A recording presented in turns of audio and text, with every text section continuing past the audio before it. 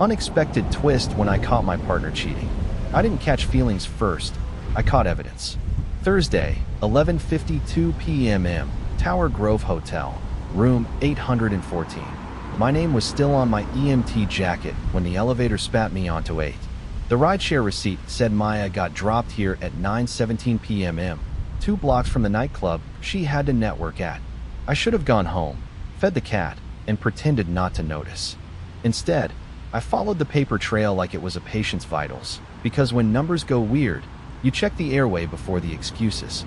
I'm Alex, 30, decent in a crisis, lousy at fighting. People call EMTs heroes. Mostly, we're thorough. We noticed the pills bottle shoved under a couch, the bruise that isn't where the story says it should be. I fell for Maya 2 years ago because she said truth was oxygen. Lately, our talks felt like holding my breath. I told myself I was here for clarity, not confrontation. If I was wrong, I'd apologize with flowers and a plan. My job taught me to say the important parts first. I love you. Tell me what's real. I will leave if you make me feel crazy again. At 11:58, a burner Instagram DM popped up. Check 8:14 before midnight if you want the whole picture.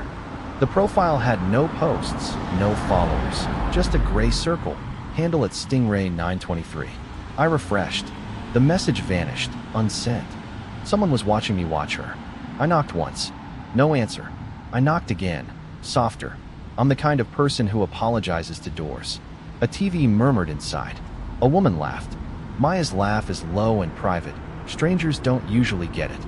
Something tore behind my ribs, and I almost left.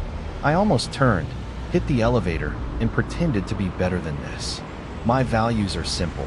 Don't make scenes, don't humiliate people, and don't lose yourself to fear. But a paramedic rule kept pounding. When the airway's compromised, you intervene, public or not. I slid the key card I wasn't supposed to have. Last month I found a duplicate in Maya's denim jacket, and curiosity hardened into a decision I couldn't stop. The lock turned green. Air rushed. The TV brightened the dark. Maya stood by the bed, back to me, phone face up on the comforter. Next to the phone lay something personal, not innocent, a wallet, thick with cards. On the bed beside her, a man's wallet faced me like evidence. We met at a blood pressure screening booth I ran on Saturdays outside the farmer's market. Maya came for peaches, stayed for a cuff reading, and laughed when the machine beeped like it had a crush.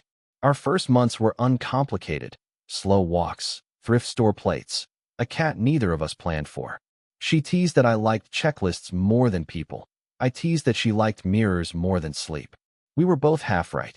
The first crack showed up last week, at her cousin's birthday dinner, right after I offered to drive her mom home. Maya clinked her glass and said, "Alex likes rescuing people because being needed is his personality." Everyone laughed. I did too, because that's what you do when you don't want to start a fire. Later, in the rideshare, I said it stung. She shrugged. "You're sensitive lately. It's cute and a little exhausting." She started working late. "Client events," she said, brushing lipstick off her front teeth in the hall mirror. A password screen replaced her lock screen photo of us at the lake.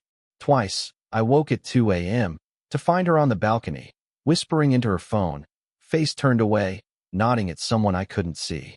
"Jess needs breakup advice," she'd say, even though Jess's relationships are made of granite and alarm clocks. I put it in the box labeled "Give it time." People have seasons.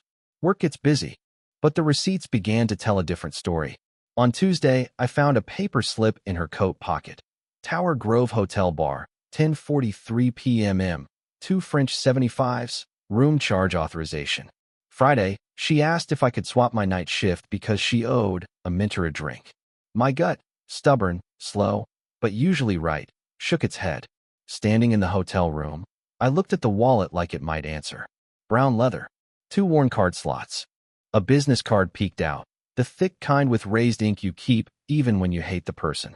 I didn't touch it. I was raised to believe that privacy is respect, and respect is love. But the TV threw light across the bed, and the initials were right there, stamped in the corner in tidy gold letters. The initials on the wallet were H. Maya's boss, Mr. Harlan. The first time I saw Mr. Harlan in person, he shook my hand while looking down at my boots like they'd wandered in uninvited. He smelled like bergamot and expensive secrets. He called me medic in the voice people use for dogs that sit. Maya said I was reading into it, that he was old school formal, that he didn't mean anything by the jokes about sirens and hourly wages. After the hotel bar receipt, I tried to dismiss it. People hold meetings in hotels all the time, I told myself, even at 10-something at night, even with citrus-rimmed glasses and room charges. I opened Google Maps timeline and saw the dotted blue line of Maya's week. Office, gym, a strange detour behind the convention center, a loop past the rideshare hub, then the Tower Grove stop that kept pulsing like a bruise. I closed the app and put my phone face down like that could change the past. Passwords changed. The lock screen turned into a calendar widget. She stopped leaving her laptop near the couch. The cat learned to sleep on my chest instead of between us. On Wednesday, I watched her send a message and tilt the screen away. Client invoices, she said. Boring. A minute later, my Apple Watch buzzed with our shared cards alert. $42 at Larkspur Flowers. Office decor, she said with a smile that didn't land anywhere. The rideshare history told other stories. Tuesday, 9:03 p.m. From our apartment to Mulberry Street. 9:18 to the hotel. 11:01 from the hotel to a side street behind her office. Each timestamp like a metronome for someone else's music. I told myself to stop. People survive when medics don't overreact. People die when medics ignore the signs. The room smelled like lemon cleaner and the kind of cologne that lingers. I heard a faucet cut off. I reached for the business card and stopped, my thumb hovering, heat rising in my ears. If I touched it, I'd cross a line we couldn't uncross. The bathroom fan clicked. A door hinge sighed. A shadow moved across the hallway like a cloud across a road I didn't want to be on. The bathroom door opened, and a man's silhouette blocked the light. He wasn't in a robe. He was in a slate suit with the jacket off, sleeves rolled, the performance of a man who works late and wants you to see it. Mr. Harlan dabbed water from his jaw with a hand towel and looked at me like I'd tracked mud onto marble. Maya spun so fast her phone slid to the floor. Alex, what are you doing? She said, voice small, eyes wide in a way that begged me to stay quiet. You can't be here. I followed the charges, I said. And your laugh. Harlan's mouth curved like a paper cut. This is inappropriate, he said. Ms. Patel and I are preparing for tomorrow's pitch. The hotel has a conference rate. I gestured at the wallet. Then why is your wallet next to my girlfriend's phone? Maya flinched. We were settling the bar tab, she said. He set it down. She picked up the wallet and held it toward him with two careful fingers, like evidence she didn't want on her skin. He took it, smirking, the way people do when they think they've already won. Alex, Maya said, turning back to me, you're spiraling. This isn't you. You can't just barge into a client suite because you're jealous. You've been different. The word hung there like a diagnosis. Am I wrong? I asked. She looked at Harlan, then at the floor. You're making me choose between my career and your insecurity, she said. I can't do this if you don't trust me. The hallway outside coughed up voices. A housekeeping cart rattled past. I stepped back into the doorframe because I didn't want a stranger to see me unravel. Harlan placed a hard hand on the door, gentle as a checkpoint. Let's all be adults, he said, and the way he said adults made me want to set off every fire alarm in the building. Alex, Maya said again, quieter, please go home. We can talk tomorrow. My phone buzzed. A text from an unknown number. Stop digging. Then another. Meet me at Piermont Garage, level 3, 10 p.m., come alone. A third followed with a photo attachment.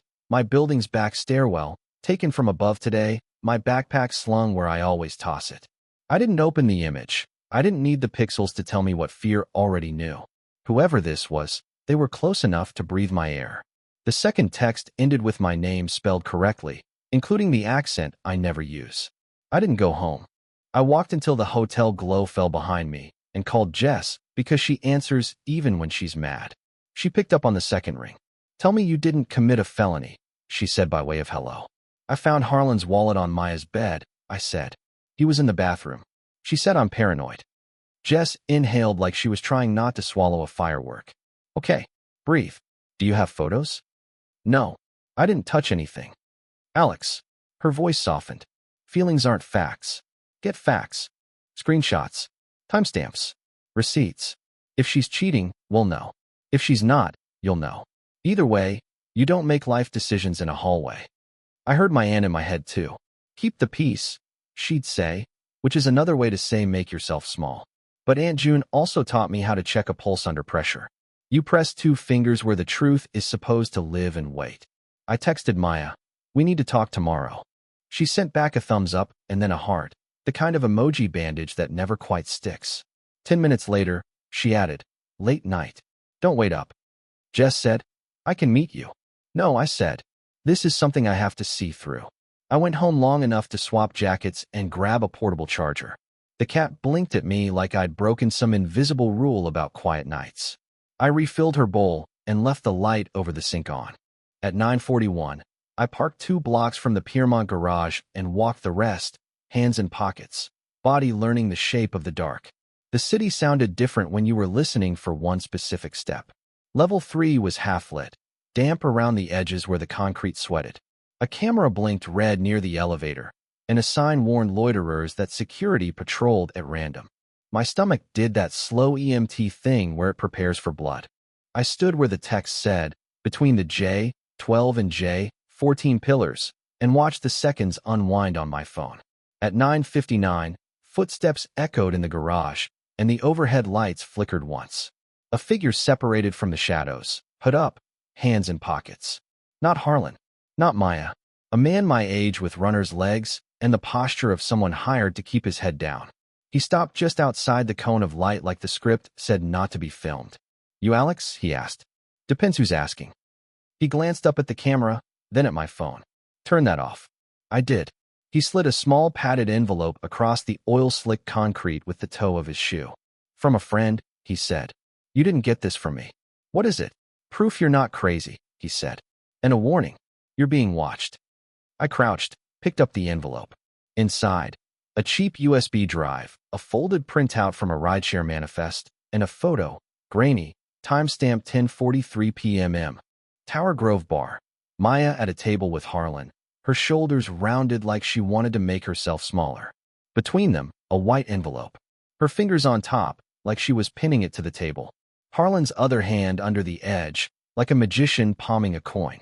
"Who are you?" I asked. "Someone who owes Jess," he said. "She called me. I drive nights. I keep copies of dashcam stills when faces look scared." He swallowed. "There's also a location ping in there. Maya's phone shared to a family account for 2 minutes yesterday by accident. Glitch. If you know how to read it, you'll know where she really went." "Why help me?" He took a slow step back.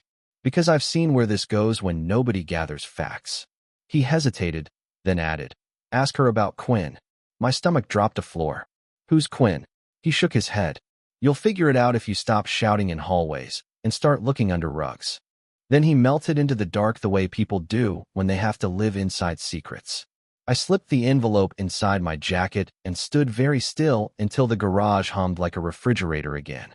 The USB pressed cold against my ribs, a new organ with a brand new pulse, telling me to go home, plug in, and decide who I wanted to be next.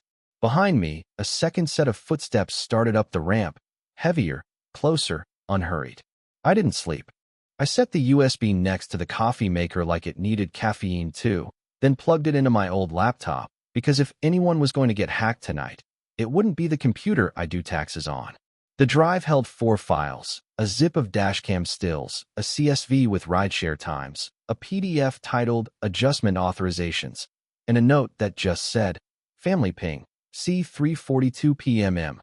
The CSV matched what I'd seen on Maya's timeline, plus one extra entry the rideshare app hadn't shown me. A short trip at 3:46 p.m. from the back of her office to a block near the courthouse annex. The family ping, 2 minutes of accidental location sharing to an email address I didn't recognize, drew a red circle over a side door labeled Clinic Entrance B.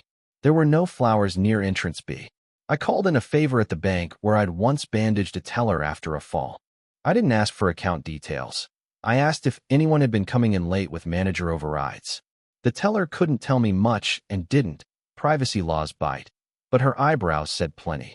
"Late afternoons," she said, arranging deposit slips into perfect fans. "Always cash. Always the same gentleman from Harlan and Day." At lunch, Jess and I met one of Maya's ex-co-workers in a coffee shop with plants. Sophie stirred her tea until it made a tunnel. He likes to call it mentoring, she said. But it's debt with lipstick.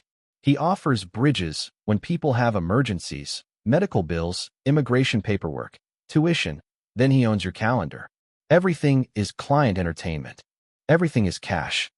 Was Maya? I started and couldn't finish the sentence without setting the room on fire. Sophie looked past me. She said she could handle him, that he respected her talent, and she said she'd rather cut off her arm than worry you. She blinked hard. Ask about Quinn, she added. That name came up when I left. On my way out, I checked the folder the bank had given me with general information pamphlets. Tucked inside was a list of adjustment authorization codes, public, but one code matched the PDF on the USB. It covered cash advance reconciliation for client entertainment, retroactive. You can hide a lot under retroactive. The clinic entrance camera watched me as I walked by like it knew my name. I went back to the USB. The zip opened to 6 stills from different angles: street cam, lobby cam, dash cam. In one, Maya faced the hotel bar's window, reflection cutting her in strips. In another, Harlan leaned in with that managerial gravity men practice in mirrors. In the clearest one, an envelope lay between them, thick and square, with a rubber band and a faint stamp I couldn't make out. I enlarged it until the pixels begged for mercy. A triangle logo. 2 letters. Clinic B. The PDF wasn't a bank document. It was an internal memo template from Harlan and Day titled Adjustment Authorizations, Client Entertainment, Retroactive. Sample language, checkboxes, signature lines. At the bottom, embedded metadata. Whoever generated it named it badly. Temp_cure_Quinn. PDF. Properties, modified yesterday for 11 p.m. by an account with initials HH. The rideshare CSV showed 2 short trips I'd missed. Clinic B side door to the hotel, 12 minutes. The hotel to a side street near Harlan's office, 5 minutes. No home in between. Cash travels better when you don't carry it through your own front door. At the clinic, a laminated sign said records window, ID required. I told the truth that was still true. I'm an EMT. I'm not here for patient info. I'm here to confirm whether Clinic B ever contracts with private firms to retrieve copies. The woman behind the window gave me the expression people reserve for conspiracy theorists and men who bring clipboards to pharmacies. We don't do favors, she said. We do HIPAA. A man behind me cleared his throat. They use private couriers sometimes, he said, voice low. The couriers are supposed to be neutral. Who pays the courier? He shrugged. Depends who wants the thing moved. On the USB's final still, taken from a rideshare dashcam, the envelope was clearer. A second stamp overlapped the first, custody copy, released. In the corner, small black print, a bill of lading number. I traced it on a napkin at a diner, then compared it to the PDF's tiny spreadsheet. 2 line items matched. Quinn Mediation LLC and Clinic B. Custody copy, $4, 800. The file label read, Clinic B. Evidence, and the payer was Quinn. I needed proof that spoke without me. Feelings mud the water, paper clears it. I spent my lunch break in the quiet room at the station, the one where medics make calls families never forget, and made calls I hoped I would. I screen recorded as I scrolled the rideshare CSV, the dashcam stills, the clinic stamp. I photographed my laptop with my phone because sometimes the simplest redundancies save lives. I backed everything up to a fresh thumb drive and hid the spare in a shoebox under the bed. Jess drafted a script. Short sentences. No accusations. Only questions that trap. We started with Maya. I called. She didn't pick up. I texted, "Are you safe?" She answered 10 minutes later. At work. Big day. I replied with a cropped photo of the clinic stamp that didn't show any patient info, just the custody mark. Can we talk at home tonight? She sent a thumbs up and then nothing. Then Harlan. I used *67 and a calm voice I save for cardiac parents. Mr. Harlan, this is Alex. I have questions. I don't talk to strangers, he said, which was funny because he just called me by name. Then I'll email, I said, and did. 1 paragraph stating that I possessed documents suggesting misuse of company funds for non-business purposes and would be happy to provide context in a meeting with a neutral third party. Lawyer Carter, a hospital counsel who owed me for a kindness once, agreed to attend if needed in a personal capacity, not legal advice, which is lawyer for I'll watch and nod. I also filed a police non-emergency report. No accusations, just that I'd received a threatening text and a photo of my stairwell. The desk officer suggested I forward the messages to Detective Ruiz, who handles harassment cases. I sent the screenshots and felt a little less alone, like I'd finally told an adult. By 4, an email arrived from Harlan's assistant. Mr. Harlan is available for a brief discussion tomorrow at 7 p.m. at his residence. Business casual. Jess texted 3 knife emojis and the words "do not go alone." I wrote back proposing a neutral location, copied to Carter, and set my phone on the table like a loaded thing that would go off any second. Harlan replied 5 minutes later. "Dinner at my house tomorrow. Bring your best manners." The plan survived until dinner. After my shift, I drove home to swap into something that said adult without saying surrender. I opened the apartment door and knew immediately someone had been generous with my drawers. Nothing was missing in the obvious way. Everything was wrong in the precise way.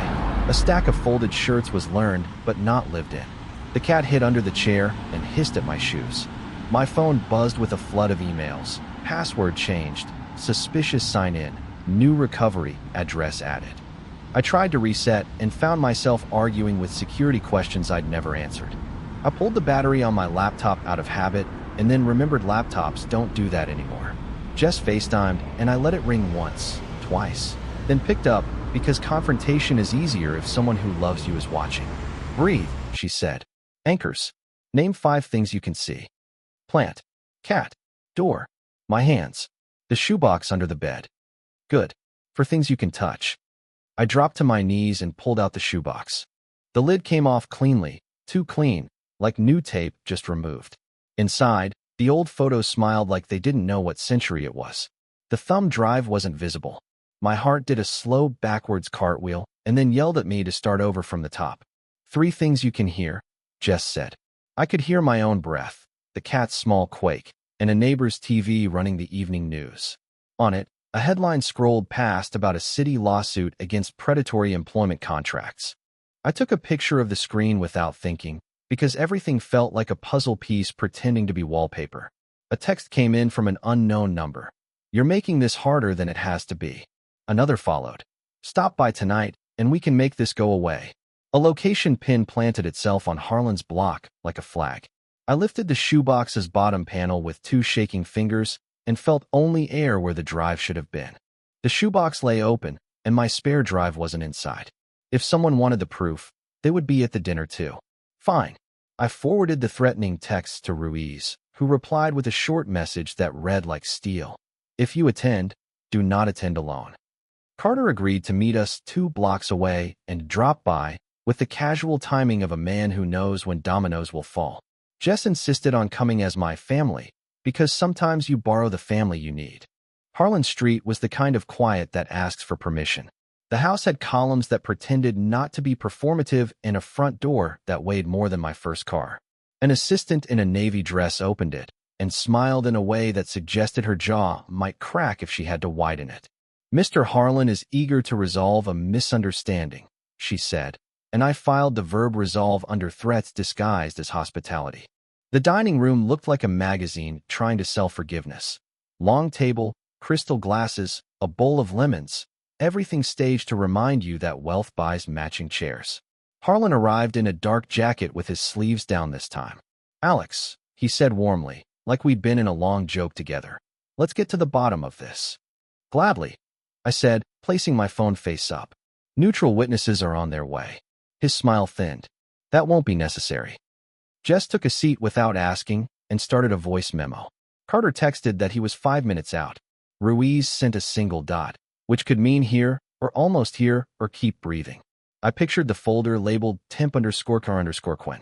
PDF and the clinic stamp whispering the word evidence until it became an organ in the room. "Where's Maya?" I asked. "Delayed," Harlan said. "Work emergency." He poured water as though hydrating a lie. I pulled out a printed list of times and addresses. "Then let's discuss the rideshare pattern, the cash advances, and the courier from Clinic B." Something moved in his eyes, a quick flicker like a fuse checking itself. He reached for the papers, and I let him touch only the air. "You misunderstand client entertainment," he said smoothly. A car door sounded outside, then 2. The assistant reappeared with the politeness of a storm front, footsteps crisp on the hardwood. Maya walked in, saw us, and whispered, "You brought the police?" Ruiz stepped through the doorway before I could answer, badge tucked in his palm like a folded knife. "Detective Ruiz," he said, voice even. "We're here for a conversation, not a raid." Carter followed with a legal pad and a pen that looked like it told the time. Harlan's smile didn't move, but his hands found the back of a chair like a man who needed furniture to remember gravity. Maya didn't look at me first. She looked at the glass of water, then at Ruiz. "I told you not to come here yet," she said softly. "You told me to be where the pressure is," Ruiz said. "It's here." I turned to Maya. "You've been meeting him in hotel rooms," I said. It came out flat, because I'd run out of cliffs to fall from. "I've been wearing a wire," she said. The room reassembled itself around that sentence. Jess's inhale, Carter's blinking metronome, Harlan's mouth making the shape of good humor and failing. "Ms. Patel," he said in mock disappointment. "That is an extraordinary accusation." Maya reached into her purse and set a small digital recorder on the table. "You like extraordinary," she said. To Ruiz, "Quinn told me the handoff had to happen in a private suite so no one at the firm would see. He said it protected the client." "Quinn who?" Carter asked. Harlan shrugged a shoulder. "External consultant. Quinn Mediation LLC," Maya said. "Harlan pays him to resolve sensitive matters. He pays cash. He calls it bridging, but it's blackmail. He learns about employees' emergencies and turns them into debts. Immigration paperwork. Medical bills. He offers help, then demands favors. He said if I didn't deliver a custody copy from Clinic B, he'd send my mother's immigration file to a blogger and get Alex fired for conflict of interest." "I don't have conflicts," I said. Maya finally looked at me. "I didn't tell you because the threats had your name on them," she said. "I thought I could keep you outside it. I thought I could end it with one last handoff." But he kept moving the line. Her voice thinned. "And I am so sorry." Ruiz angled toward the doorway. "Is Quinn here?" Harlan laughed once. "No humor. Everyone named in your little theory is imaginary." The man stepped out, smiling too widely. "Name's Quinn, and you're late." Quinn's smile was a studied thing, like he'd watched videos called How to Look Relaxed During Felonies. Ruiz didn't reach for cuffs. He asked for names, dates, amounts. Carter slid a notepad across like a dealer offering clean cards. Jess recorded the room's breathing. Harlan spoke in paragraphs that meant nothing. Quinn called everything dispute resolution and bridges, like words could pave over threats. Maya pressed play on the recorder. Harlan's voice filled the air like a well-paid ghost. "You owe me first refusal on extra hours. Client needs privacy. We keep this off email." Then Quinn's lower tone. "Bring the custody copy. Don't be dramatic." Alone. On the table, the lemon bowl stopped being decoration and started being the only honest thing in the room. Sour, heavy, real. When Ruiz asked about the text to me, Quinn's smile cracked. "People send warnings," he said. "It's a kindness." Ruiz asked to see Quinn's phone. Quinn said no. Ruiz nodded and made a call that made the house feel smaller. The fallout arrived fast. Harlan's assistant ushered us out while Ruiz stayed. Maya's key card to the office deactivated before we reached the car. A red light flashed and died. By morning, Maya got an email placing her on leave pending an internal review. That same morning, my supervisor pulled me aside. A complaint came in alleging a conflict. "We have to place you on desk duty until it clears." At my aunt's kitchen table, we stacked papers like sandbags. "You did the right thing," Aunt June said, pouring tea as if it could be armor. Jess looked at me over the rim of her mug and said the truest sentence anyone said that week. Right and easy are not roommates. I couldn't sleep without replaying the hotel door, the wallet, the way Maya said wire. I kept trying not to blame her for not telling me and kept failing. She kept apologizing and I kept reminding her that apologies aren't stitches. They don't hold unless the wound is clean. Then Ruiz called. "We executed a warrant," he said. "We found the courier logs." "What does that mean?" I asked, stupid with hope. "It means the money moved like you thought," he said. "And it means someone else moved something you didn't." My screen lit with an unknown number and a livestream request bearing my name. The livestream request was Quinn trying to yank the leash. We didn't bite. Ruiz told me to ignore, document, and forward. I changed every password, froze my credit, and put two-factor on anything with a heartbeat. Jess bought motion lights and drilled them in while lecturing the cat about situational awareness. I slept on the couch for 2 nights because the bed looked like a courtroom where I'd already lost. Maya asked to come over. I said yes with conditions in writing. We sat at the table with pens like we were signing a lease on our future. No more secret meetings, I said. If someone threatens you, you tell me and Ruiz the same day. If we stay together, we do therapy weekly for 3 months. If we break, we split the apartment within 30 days. No limbo. She nodded, eyes on the ink like it might turn into a trapdoor. I should have told you, she said for the 100th time, and this time it landed somewhere that wasn't raw. He said he would ruin you if I said your name. I don't need protecting, I said. I need partnering. We started therapy. The first session was mostly logistics, schedules, safety plans, what to do if Quinn showed up in the lobby. The second was uglier. The counselor asked me what I wanted that didn't start with not or no. I said I wanted mornings with coffee and no dread, dinners without scanning the door, and holidays where the only surprise was extra pie. She wrote that down like it was a prescription. At night, I practiced quiet habits. No scrolling before bed. No rereading threats. When fear got loud, I did crowd control. 5 things I could see, 4 I could touch, 3 I could hear. I left the sink light on for the cat, and for me. Ruiz texted updates I could repeat without breaking anything. Subpoenas issued, logs preserved, no arrests yet. Carter sent a note about employment law and retaliation. I sent it to Maya's personal email and printed a copy for the folder by the door. Paper still counts when the internet tries to disappear your life. We weren't okay. We were accountable. That felt new and almost enough. But the last envelope on our table still needed opening. When people say they caught someone cheating, they make it sound like a net and a splash, a single moment when everything becomes obvious. It wasn't like that. It was receipts and silence and a hotel hallway that smelled like disinfectant and doubt. It was learning that love isn't a siren you run toward. It's a pulse you check, gently, even when you're scared of what you'll find. I didn't find a clean story. I found a dangerous one. The affair hit a system, cash advances disguised as entertainment, a boss who called control mentorship, a fixer who used fear like currency. It doesn't make the hurt imaginary. It makes it complicated. Complexity doesn't cancel pain. It tells you where to aim the light. For anyone who might need this, feelings aren't facts, but they're early warning systems. If your stomach keeps a ledger, read it. Gather evidence. Use screenshots, dates, times, camera angles. If you're older and allergic to tech, ask a younger friend to help set up two-factor and backups. Speak to someone you trust, then someone with a badge. Don't go alone to dinners where the table is set with your silence. Put conditions in writing, not because romance likes paper, but because fear hates clarity. Maya and I are not a movie ending. We're a calendar full of therapy and small rules that make big safety. We stand in the kitchen sometimes and say 3 true things each before bed. Mine are usually simple. I like your laugh. I'm still angry. I'm staying tonight. Ruiz says cases like this move slow until they move fast. Carter says employment law is boring until it's the only bridge you've got. Jess says we'll celebrate with cake we don't have to explain. My aunt says she kept the good plates on the counter because sometimes you need to use them when life is loud, not just when it behaves. The hopeful image is small.